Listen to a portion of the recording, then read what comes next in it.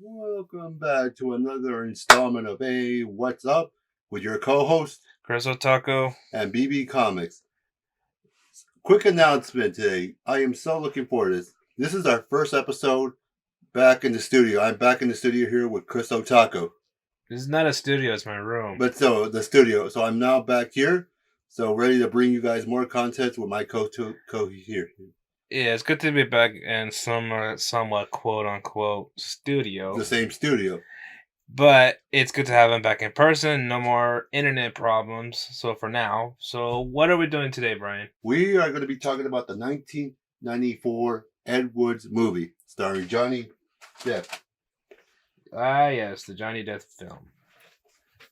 What could you at least?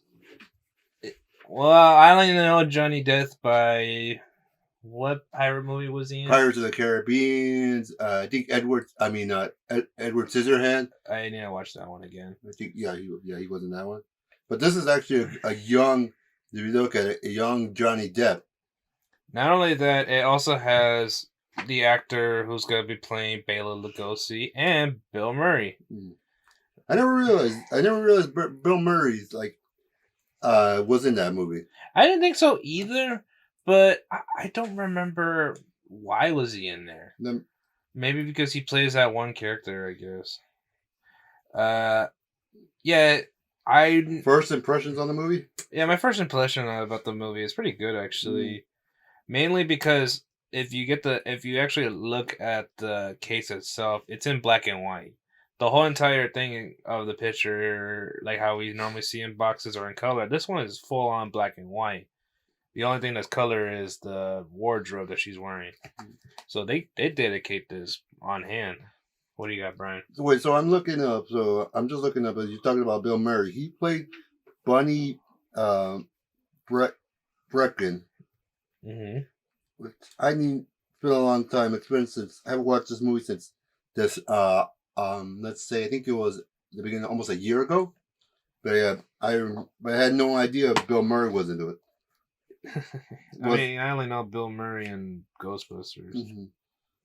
So, what are your first impressions of the movie? Well, one is directed by Tim Burton. Yeah, he's one of my favorite film directors that I watched, from Nightmare Before Christmas. I don't know any other Tim Burton. The Nightmare Before Christmas, Corpse Bride, Edward Scissorhands, Batman 1989, Beetlejuice 1988, Alice in Wonderland 2010, and Charlie and the Chocolate Factory 2005, which I never. You didn't even know about that one? No. Technically, I watched that one, but it was in a bootleg version. Everyone remembers those.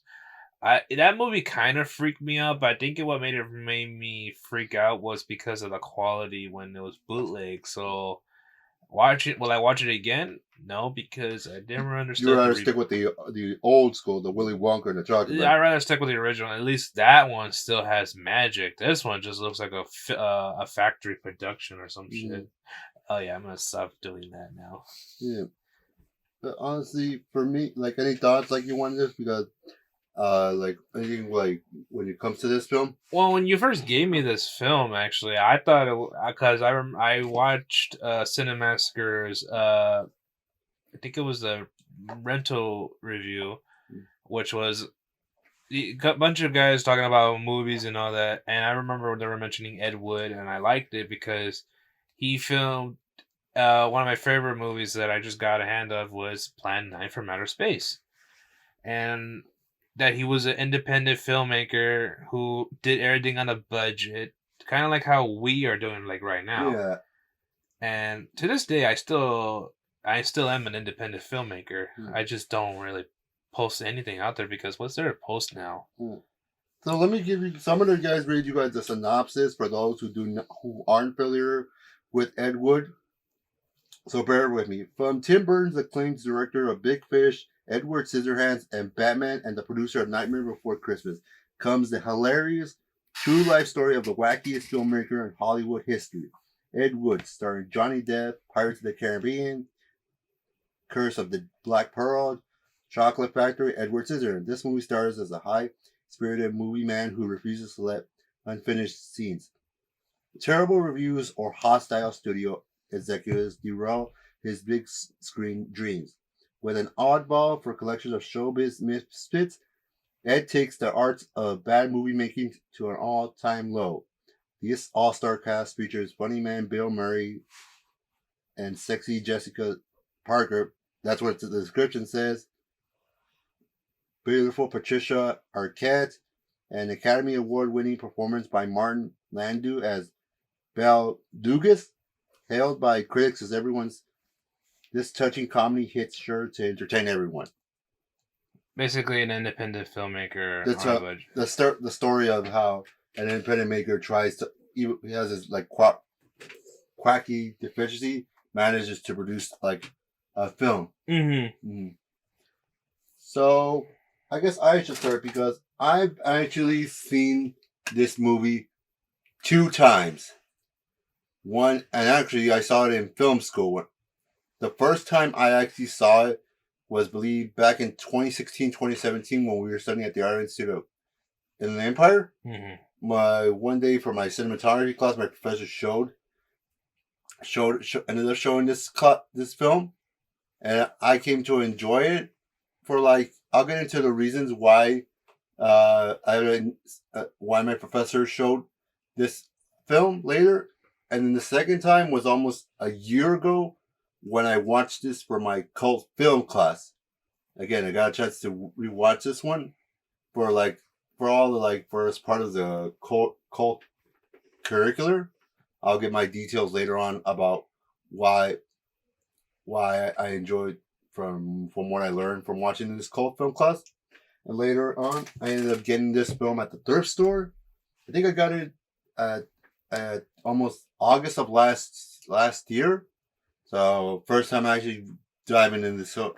What was your reaction when you saw that at the thrift store? Were you like how I would when you see a movie, like, holy crap, it's this movie I've been looking for. I gotta get it. Drop everything. I'm getting this movie. Yeah, I got it at the Bermuda Doom store, and I made a mental note. I made a mental note, and then you see my list of movies. Yeah, just to clarify, he has a list on his phone. I think we've covered this in previous. Well, I'm gonna say I said it once, but I'm gonna say it again. Yeah. He has a list, and I think he updates it like frequently more than I do. Yeah. Me, it's all in my head, or I'm interested in a movie that I might not know. Yeah, it's right here. Yeah, after when was the last time you updated this shit? But it's up there. But you say it. You don't keep these alphabetically? No. Oh, here it is, Edward. Right in the middle between Schindler's List and Rocky Balboa. Schindler's List. I need to watch that movie. I heard it's good. Yeah. Yeah, he has. And when you got it, were you like so excited? Yes, because this way I can add this to my collection. Yeah, because you figure like I'm gonna be honest. I remember when we were at the Art Institute, there were some movies that they showed me, and I'm still looking for them. I forgot the names, but I'm still looking for them. But you'd be surprised, like the list. But so continuing on, so I've actually been able to experience Ed Wood from like an educational, at least from in my field, a major. Not only as a major, but you also find it that he's similar to like us, like we do things on the budget because we used to do a lot of filmmaking together, right? Yeah, side project, either in school or outside of school. Yeah, and I would have you as my backup camera or my main camera guy because hear me out, guys. After we left Art Institute, even though it was a big headache, but when we left, we were doing these other side projects, and that's what transpired. This whole independent filmmaking. Some did good, some did bad, but we didn't really care. We just did it. And do you find him as like kind of like one of us, like a bro who could just be independent and be thinking? What do you think? Like you said, you use him as an educational. Yeah, I learned like at this. So okay, I guess I can go into this. What I learned the first time when watching this for at the Art Institute. Yeah. So the first time I watched it, it was for I think it was cinematography class. Not only, and then the reason my instructor showed us this film was to give us the experience of what's it like to work on the Hollywood set. Yeah. You remember seeing this movie, like how it was. They were all Ed Wood and his crew who were working on the Hollywood set. Yeah. They were all in the budget. It was all in the warehouse, and they didn't have much to work with. Yeah, so basically, And not to mention, I remember particularly, he does. You know how most film crews would do like a second take. He'll just do one take and like, no, that was perfect. Let's go. Yeah. That's how I used to do it, but then I realized I gotta take more precaution because what if that film goes corrupted? I know he caused a lot of doubts, like even in his crew. Yeah, I know. I was like, dude, you gotta remember, you're working with people who know what they're doing, but you need to show them. I know there was even in the trailer I showed you. You remember there was these two Hollywood producers that were talking about. We're telling you, do you even know about anything about film producing? Mm-hmm. Do you remember that too? Yeah. Yeah, like how not a clue. I think it was like he was talking about no idea. Yeah. He had no idea. Like there were like some people who were down in his ability as a filmmaker. Well, because they don't give people chances. It's all because it was because of how Ed Wood conducted himself. Not only conducted, but most people would think if you're loaded, they will respect you and they'll do whatever they'll tell you. Mm-hmm. So one of the things like I talked about, and we bring up how this film illustrates how about the Hollywood asset. It's really make or break because it's not that easy getting into Hollywood. And you saw like how many rejections we saw through the film Ed Wood, like scripts and everything getting rejected. Yeah. So I like that film, like how this film highlights the Hollywood aspects of this film. Yeah, that's how, and that's pretty much today. But I think today's standard is just anything goes. If you have a good script, you have it's really like properly formatted. Well, if you're into script writing, true. But not to mention, don't you think that like let's talk about? I know we're gonna change. I'm gonna change the subject a little bit, but like let's talk about the one thing that's going on right now, Velma. Yeah. We all know how that's going around. Yeah. Yes, it's terrible, but you know, not everyone gives a crap. It's getting a second renew for sequence despite all the hate. It's getting another season? Yeah. What the hell? Yeah, so that's for a different time. Okay, that's for a different episode, but okay, now I'm pissed. So that's how I was talking about the whole Hollywood aspect. Yeah, I know, but hear me out. Back in Hollywood, it was worse. Right. And anything you do is basically BS or good or not good. But nowadays, it's just, okay, it was good. Like, let's say you watched the latest movie. What's the latest movie right now? Puss in Boots. I saw it. I thought it was great. I thought it was good. Avatar, I didn't see it. I don't know if I'm planning to see it because how long between when it was released and that year gap? I think a decade almost. Yeah, like a decade of not releasing a second one, and I think the hype for me just went down for that.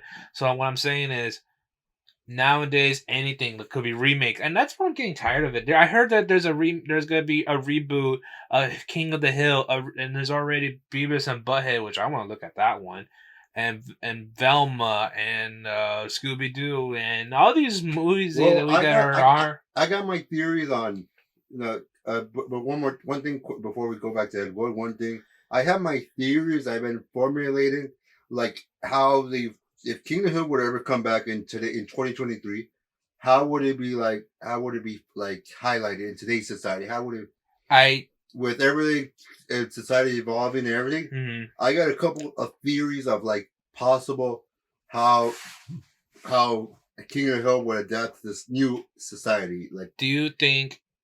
Well, let's think back real quick. How long? When was it? When was the final episode, and when was it released? I think 1999, but it's been a long. And then like somewhere in the 2000s, it was just 2010, at least around there. So there's a gap between then and now. Yeah, I think I remember this one YouTuber said that we should focus a little bit on Bobby because remember he wanted to be in comedy. Yeah, and I think they're gonna probably focus on that. But the thing is, Hank Hill. He's old school, and not to mention how would it fit today in today's generation? In today's generation, that's true because things have changed dramatically. So anyway, Han's dead. Yeah, you know that. So, but anyway, so back to Ed Wood. So like that's how my opinion, like how this movie highlights the Hollywood aspect. Yes, because I think yeah, the Hollywood aspect was pretty much anything goes. I bet, but you have to think everything has to be new and original. Mm. So I guess I could respect that. And plus, not a lot of if this was today's, I think it would have been worse. Mm. Because think about it, didn't you tell me years back that Hollywood is running out of ideas? I think so. A professor of mine, because we just need new. I don't know exactly, but it's just a professor. But just like new ideas need to be formulated. I guess because they just don't want to take that kind of risk. I don't know. They're afraid of risk. That's what I've been noticing. Nothing against Hollywood.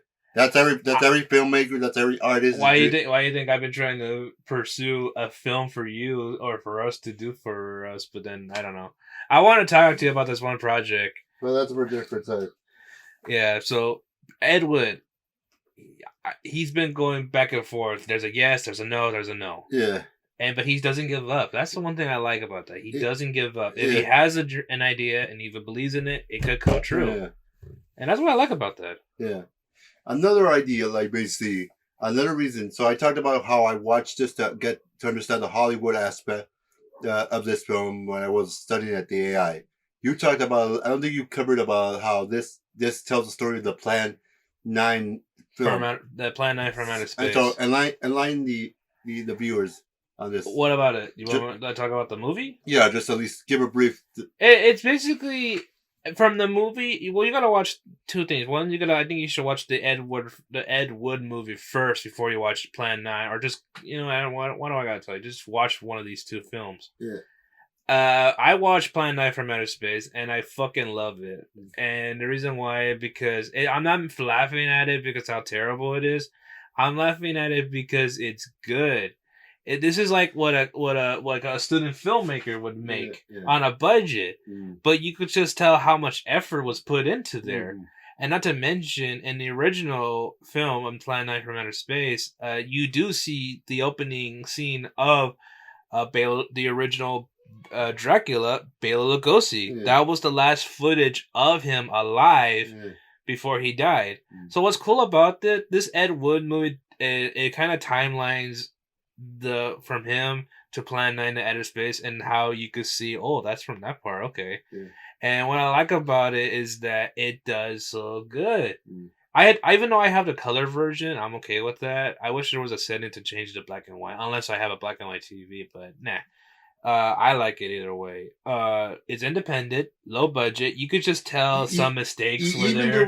There were scenes throughout Ed Wood where when Ed Wood didn't have the money for certain props, he would make him and his girlfriend. No, they would steal props from other sets. Oh yeah, like the octopus. I remember he hanged it. It was hanging up there, and it just breaks. Yeah, like how resourceful he was. He would. It's basically use, reuse, recycle. Yeah, it's basically like that, but props. Yeah, I kind of like that. I still have most of my props when I was doing the nerd videos. And then basically, I liked how it was so difficult that he would hold banquets just to get investors to invest in his movie. That's the tricky part in that year, because today's standard, I don't know how it would work. You basically, that's one of the things I learned from another class. All it takes is you have somebody invest in your movie, and then you put their name on the credit.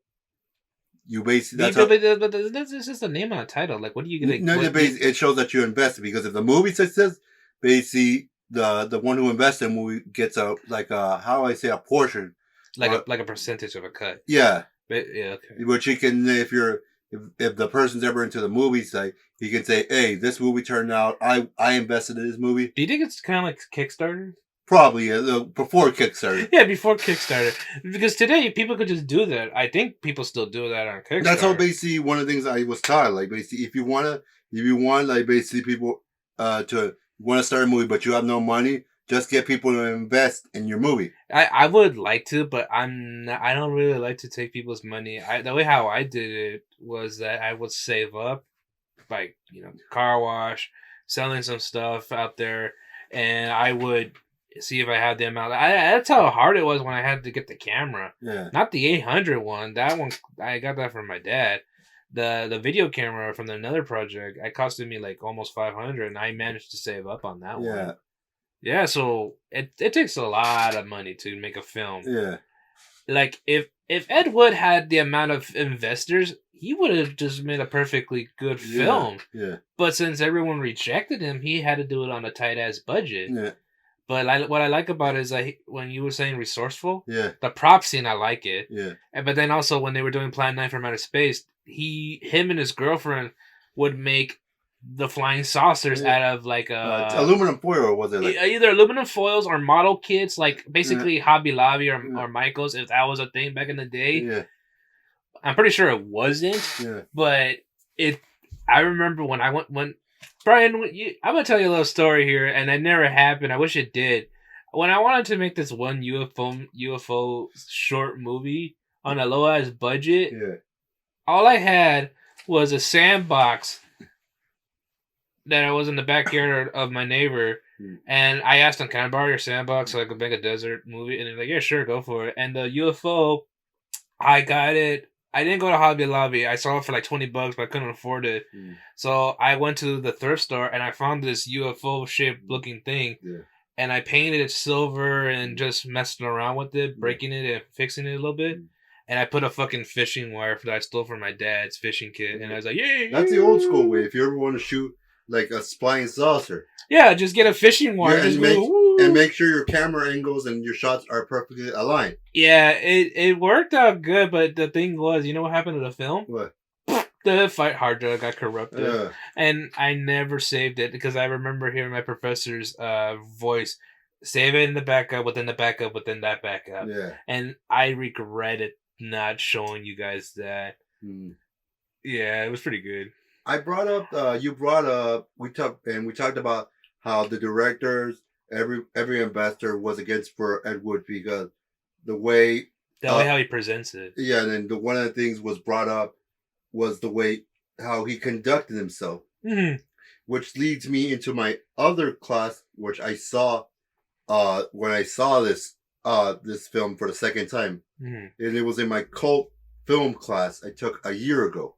In AI or in New Mexico? New Mexico. Okay. So I got a chance to like watch this for my cult film class, and then, like for those a brief definition, I got at least my notes. You brought your notebook? What do you expect? I took notes. Like that's how I was always as I took. Yeah, but notes. I wasn't expecting you to bring one. I always take observations of like film. So anyway, for like basically for a brief summarization of what a cult film is basically stuff that people wouldn't find acceptable in societies that are presented on the big screen. You have some things that people wouldn't find acceptable, like in a certain age, but now would be like totally acceptable. Like if you remember, let's see, in the scene where Ed Wood had a fascination with wearing dresses. Basically women's clothing. Yeah. Wasn't that like a big controversial thing back in the old days? Yes, it was. It was a controversial back in the old days. Nobody would find it nice. What's the word? Find it convincing for a man to wear women's clothing compared to today, which it's acceptable. It's acceptable, even though there's still a debate going around it. But not going there. But not going there. Yeah, like people. That was always one of Ed Wood's like fetish, like ideas. He just liked women wearing women's clothing. Basically, he's a. I don't know if I should say it. No, like, but he's not. No, I'm not gonna say it. So basically, there was a different era, a different time, and yeah, you basically don't want to get humiliated. But now compared to today, it's acceptable. Yes, but during Ed Wood, like even if we saw like in that interview when he's Ed Wood, he likes to wear women's clothing, and then the one of the director's partner says, "Are you a fruit?" Yeah, that word was a big thing back in the day, and I let's just disclosure because I don't want to get into controversy. Yeah. I could accept it today's standard, but I know back in the day it was pretty not good. Yeah. So back to this class, like basically, I just got a chance. That was he basically broke the barrier. He was starting to try his best to break the barrier. Yeah. Which is understandable. That's why Bill Murray is playing this one person, which I think that was an actual thing back in the day. Yeah. And the funny thing is, like, basically, I only got a couple of notes about Ed Wood, like, talking about, was Ed Wood the worst director of all time? I'm gonna leave that up to you. I'm gonna leave that up to you, the viewers, because whether to answer that question, whether or not he was the worst director of all time. To me, I think I don't. I'm gonna leave it to the audience what the audience would think about Ed Wood. To me, I think he's like another bro who is doing something independently, his own terms, his own rules, on a budget. Because think about it, when I started YouTube, I had to go through a budget. Mm. Yes, I got made fun of about my shitty audio. Fuck you, Noah. But I don't care. And I at least I have a lot of creativity, and I would do my very best to like show people my creativity. That's why I started the channel by creating different. I didn't want to stay in one formula. I want to try different.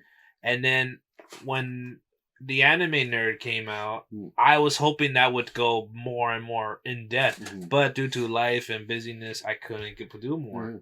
So I thought of holding it off until maybe I could bring him back. There was a multi-universe going on in there. So yeah, like I'm gonna give more of an insight because one of the things I learned, there's a definition of what a cult film. A cult film is being able to digest, analyze content that is being shown, but at the same time, there's a silver lining in which content is disgusting. Like those moments. How can I put this? Like at the same time, which is ironic. This film, Ed Wood, is not a cult film, but even though it just shows the signs of what a cult film is, like with the talking about how Ed Wood conducted himself wearing dresses. Yeah. I could go on and on about this, but I'll save it for like another time if I ever wanted to get more into cult films. I think cult films are all different because I don't know what anything is nowadays a cult film, because anything that's being released within a year or so, it's already considered a cult like, film. basically, what I got is cult. John, how do you define a cult? The production value, when it was filmed. It's basically those types of movies that misfits have the right to feel right at home. You have taboos, transgressional violence, sexual, warm bodies. Oh, that kind of makes sense for me. Yeah. I mean, the only thing I could think of, I don't know if this particular movie is a cult film, but to me, it would have to be Easy A. Why? Because it was released in 2010. I remember growing up in 2010. This was a thing how it was back in the day. I think it's supposed to like more definitions of a cult film: uncomfortable, sexual deviance, nostalgia, camping, prologue, resistance, violence, taboo, transgressional. The subject matters. When it was filmed. Yeah, that's actually pretty good. Actually, that's a pretty good definition. We could go on and on. We can go. I know, but still, like anything else you want to add about when it comes to like Ed Wood? About the person, or just the film? The movie itself, it's good. It's telling us the story of how he did it, how he met Bela Lugosi, how he wants to make a film, whatever ideas he could, even though people don't really agree with him or his methods or any of that type of stuff, because he's basically like me, a little kid with big dreams, basically. Make it in Hollywood. Yeah. I remember how I tried my best to do it, but I decided not to, because then I'm going to turn into the person who I don't want to be. No, that was always the thing. For me as a filmmaker, I was at the beginning when I started studying for film, the goal was always to like make it big in Hollywood. But as my studies continued on, the years went on, I always learned Hollywood isn't just the only path to make it as a filmmaker. You basically, there's so many different paths you could take as a filmmaker. Hollywood, you could always just like if you have a strong crew who are passionate about you, you could always work with them and make your own business company. And make it with them. Yeah, I really admire that, because that's actually standard true.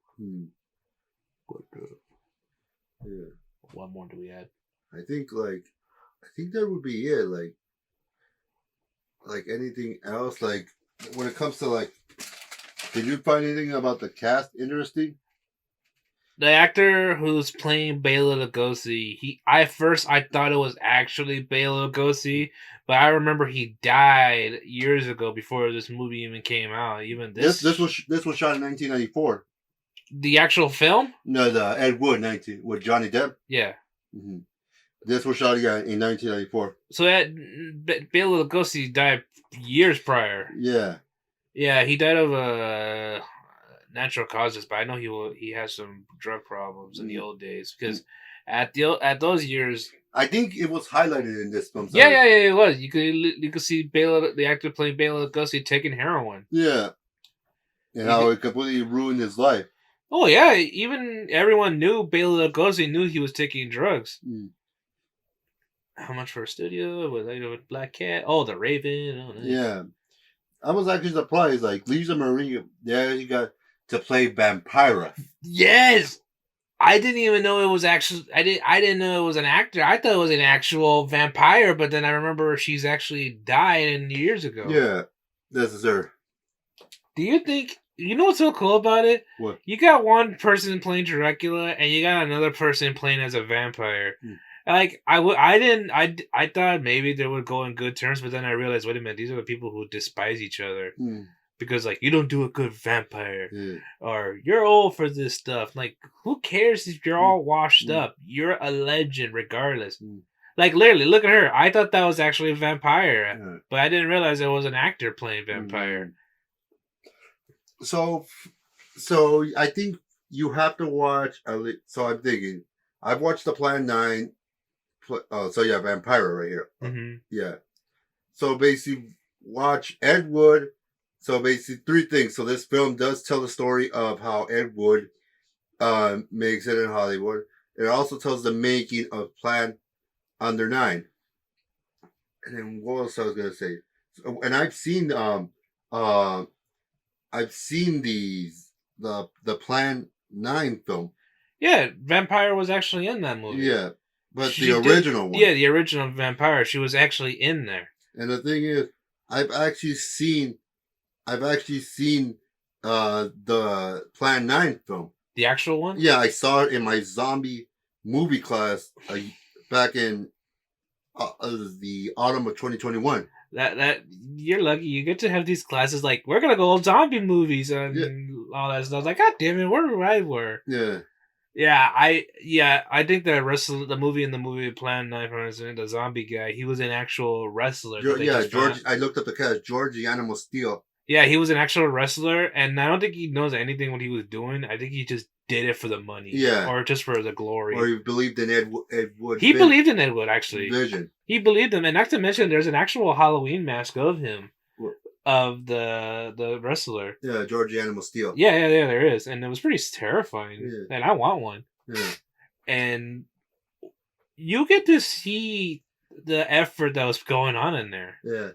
Every setback that Ed Wood ever went through, like if he was in two relationships, like basically, his first girlfriend, but they were already together by halfway point of the film. They broke up because she couldn't handle Ed Wood. No, because of her wearing women's clothes. Yeah, that's where I was at. And then not only that, she couldn't deal with the pressure she thought about herself. Yeah. At this point. Yeah. And so this girl that she was at the hospital with, Bela Lugosi, I guess that's what triggered the wait, wasn't it the one wait, I thought it was 3 because I know Ed Wood found this one woman in the bar. I think it was the same actress that one that he cast in the film.